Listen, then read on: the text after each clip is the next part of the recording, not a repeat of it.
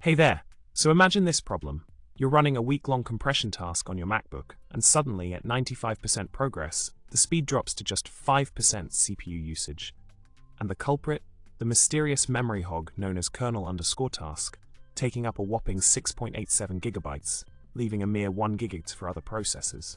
Talk about a headache, right? Now, for the solution. Picture this: you pause the compression task and disown it using bash.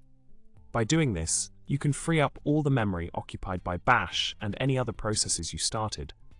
No garbage collection, but hey, it's better than nothing.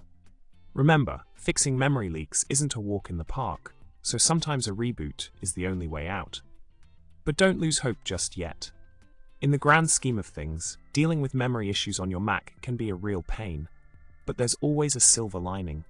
By running your compression tasks under tmux, screen, or no-hub in the future, you can prevent these headaches.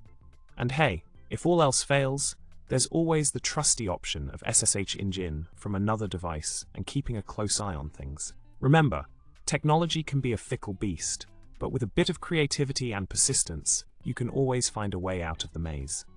So, to wrap it up, remember to tackle memory issues head-on, think outside the box, and never shy away from trying new solutions.